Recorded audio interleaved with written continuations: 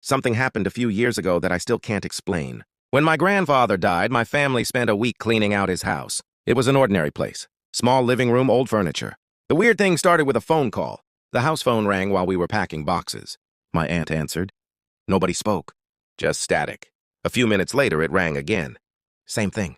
After the third call, my uncle unplugged the phone from the wall. Problem solved. Except an hour later, it rang again. I was standing right beside it. The cord was still lying on the floor. Everyone saw it. Nobody really knew what to say. My uncle picked up the receiver. Then he froze. "What?" my aunt asked.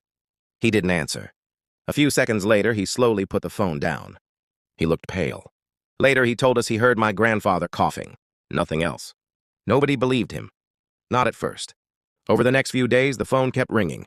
Always after sunset, always with the line disconnected. Sometimes there was static. Sometimes there was silence. Then people started hearing things. My cousin heard breathing. I heard nothing until the last night. The phone rang around midnight. I was alone downstairs. I picked up. For several seconds, there was only silence. Then a voice said, "Check the closet." It sounded exactly like my grandfather. Not similar. Exactly. I dropped the phone. The voice didn't sound threatening. Honestly, it sounded tired. The next morning, I checked the closet under the stairs. There was nothing unusual. Just old coats and boxes. I almost left. Then I noticed a loose wooden panel near the floor. Behind it was a small metal cash box. Inside were letters, all addressed to my grandmother. The strange part was the dates. The letters covered nearly 20 years, but some were written years after my grandfather supposedly stopped using that handwriting because of arthritis, and a few were dated after he died. I thought somebody was playing a joke until I read them. The early letters were normal. Love notes, family updates. The later ones became strange. They talked about events before they happened. My cousin's divorce, my aunt's cancer diagnosis, the exact day the family dog would die. Every event had already happened by the time we found the letters. Every event was correct.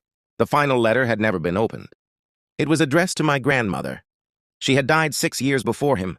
Inside was a single page. It said, "If you're reading this, then I finally heard the phone." That sentence bothered me more than anything else, because the handwriting wasn't my grandfather's. At least not the version of his handwriting any of us recognized. The signature was his. The writing wasn't. At the bottom was one final line. "When it rings again, don't answer." The house phone rang while I was holding the letter. The receiver was still disconnected from the wall.